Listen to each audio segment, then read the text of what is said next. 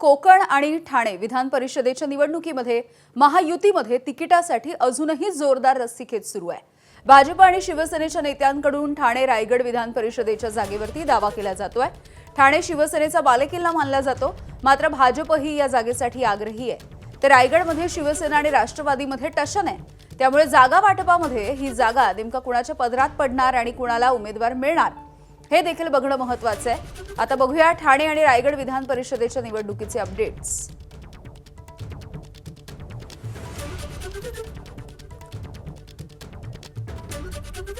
तर कोकणामध्ये महायुतीमधला वाद आणि तणाव काहीसा वाढलाय। शिवसेनेचे नेते आणि मंत्री भरत गोगावले यांचे पुत्र विकास गोगावले यांच्या पाठोपाठ आमदार महेंद्र दळवी यांची मुलगी जुईली दळवी ही देखील निवडणुकीच्या रिंगणात आहे। त्यांनी आपला उमेदवारी अर्ज देखील दाखल केला।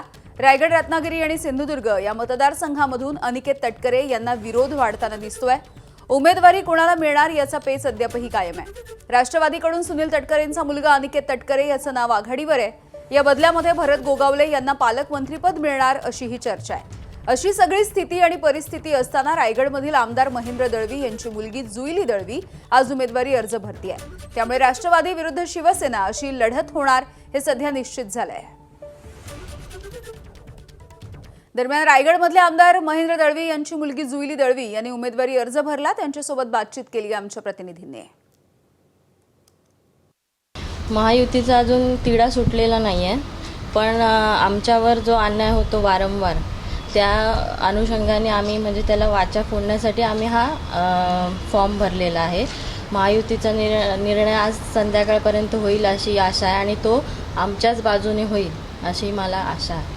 पक्षश्रेष्ठींनी अर्ज मागे घ्यायला सांगितलं तर आता वर चर्चा होतीलच त्यांच्या लेवलला। तसंच आमची कौटुंबिक म्हणजे माझे वडील आमदार महेंद्र दळवी, आई, तसेच आमची चर्चा होईल। मग त्याच्यातून जे साध्य होईल त्याच्यानुसार आम्ही त्या वेळेला ठरवू की तो मागे घ्यायचा की ठेवायचा। पण सध्या तरी आमचा मागे घेण्याचा कोणताही हे नाही आहे। एबीपी माझा, उघडा डोळे बघा नीट।